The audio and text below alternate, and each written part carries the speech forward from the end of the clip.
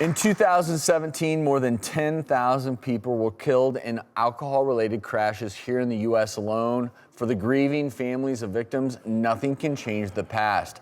But Congress is trying to change the future. They've introduced the RIDE Act, a bill that would put alcohol detection devices in all new cars. And if this were passed, it'd be a $10 million pilot program just to research these devices. What they would do is detect a driver's blood alcohol level once you enter the car. If you're over the legal limit, the car will not start. And the concept basically is that you're not making subjective decisions anymore. Yes. That technology is making the decision for you. And one of the biggest problems with drunk driving is that people, after a few drinks and add in maybe another one or two, judgment disappears. Right. This is objective. Like, hey, maybe you only had 2 glasses of wine, but you are drunk.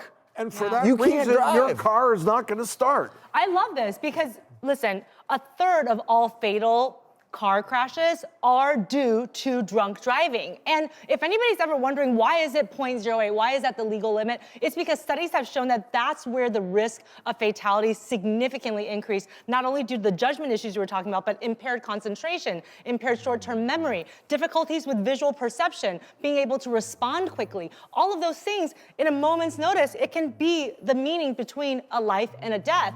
And so this is awesome because when you are already that intoxicated, you should not be the person who then says, I still feel okay, right? The car just will not start, and it's completely automatic concept. When you're driving a car and you're intoxicated, don't think of it as a vehicle getting you from point A to B.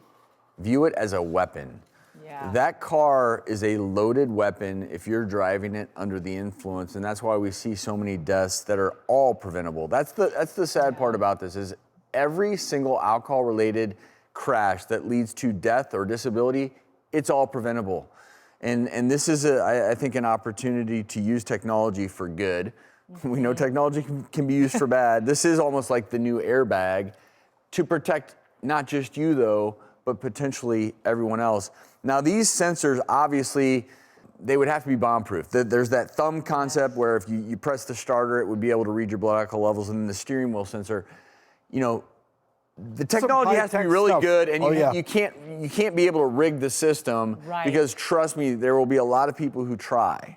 Or, unfortunately, what will happen is people who are known drunk drivers, they won't buy new cars. And that's the only, you know, you can hold on to your older model, and someone may say, well, I really love the way the old car drives, but maybe they don't want the new sensors, so that's where you're creating sort of a double standard. I would love new cars but not old cars. I would love to see them come up with something where you can retrofit the older cars. I don't know if you've seen the devices that people have installed in the cars if they've had multiple DUIs, and that part of their rehab, when they're given the right to drive, well, you have to have one of these devices where they actually have to blow in it first before they can start the car.